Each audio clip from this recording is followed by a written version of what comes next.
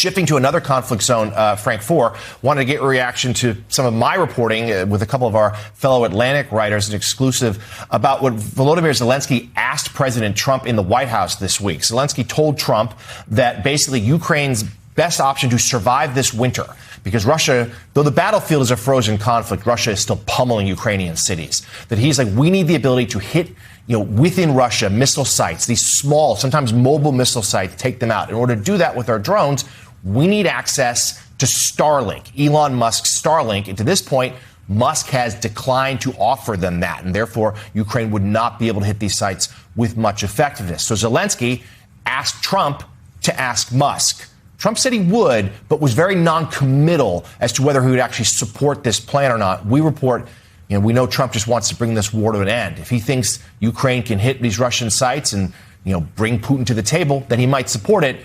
But if he thinks it's going to just prolong or escalate the conflict, then he won't. And Zelensky's plan would be cast aside. I mean, it's so striking that there's been this revolution, at least in terms of the vibe and the weather between Zelensky and Donald Trump over the course of the last year, where Zelensky has wisely played himself back into the game. And yet, for all the ways in which Zelensky has made headway with Trump and that the mood music is so much better, it's still not yielding the dramatic leap in assistance that would help Ukraine achieve these objectives. I mean, this is a relatively, I would think that at least making an affirmative, very heavy ask of Elon Musk in this situation it costs him almost nothing, and I don't think it's going to derail any sort of diplomatic initiative that he has, because that diplomacy has yielded nothing. The only way for this war to end is for Ukraine to really get the upper hand and strike Russia within Russia in an aggressive enough way to bring them to the table. And if this is what he needs, it's not the same as having to give him scarce air defenses. This is something that Musk could provide relatively cost-free. Yeah, no, Frank framed this exactly the right way. This is the Ukrainians had that exact thought. They figured this is a small ask, Vaughn. Like, it's a small thing to ask Trump to lean on Musk, or perhaps to give them access through a Pentagon-esque Starlink system. They're not seen as quite as effective there in Russia. And again, warmer rhetoric between Trump and Zelensky. Zelensky's learned how to play Trump a little better. Trump's drawn to winners. Ukraine has momentum, all that. But we've seen a decade now that when at decision time, Trump's instinct is always defer to Putin.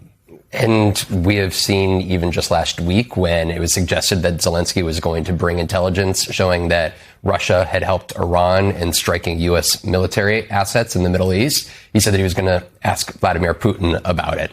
Right. So he still defers to him. And inside of his own director of national intelligence is suggesting he's firing own intelligence officers at the exact same time. I think it's important when we're talking about Elon Musk, too, kind of like in the Laura Loomer framework. Both of them have very similar views that they publicly expressed about Ukraine. And it was just, I believe it was this last winter that he posted an image of the Nazi flag and the EU flag essentially merging together. And he said it was the Fourth Reich.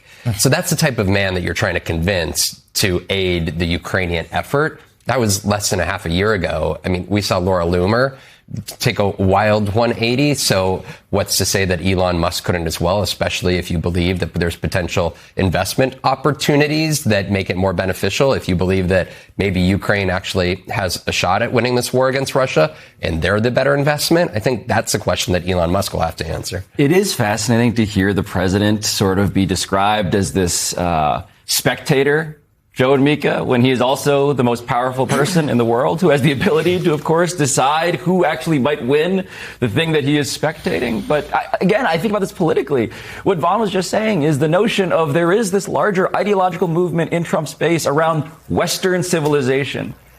And so how does Putin fit into that now?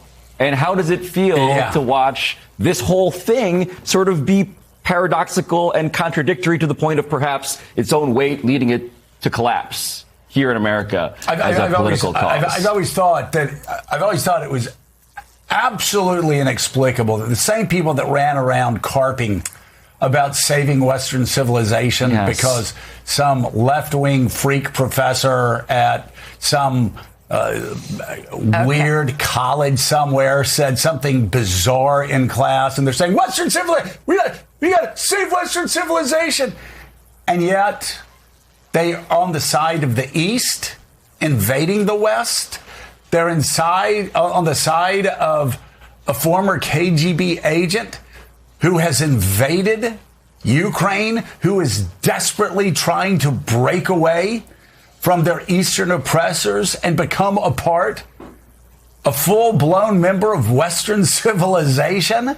And now you have Poland, really our best ally on the front. Now you have Poland at risk of being invaded by Putin and those concerns out there. How exactly do you support Western civilization and Vladimir Putin at the same time? How do you support Western civilization and help somebody who is desperately trying to push back on the expansion of Western civilization and is killing people in apartment buildings and is kidnapping thousands and thousands of children, all because Ukrainians want to be free, all because Ukrainians want to be a part of the West, all because they want to have what we've had for so long, Western liberal democracy, and that's liberal with a small L. Mm-hmm. That's having freedom of speech, freedom of religion, all the freedoms that we have, all the freedoms that Europeans have, all the freedoms that the West have. They want free markets. Vladimir Putin doesn't. So, great question by Pablo. You can't be for Western civilization and stand by neutrally and stand by quietly and sit on your hands if you're not helping the Ukrainian cause. It's that simple, and you know it. And you're lying to yourself, and you're on the take from Russia if you don't admit that.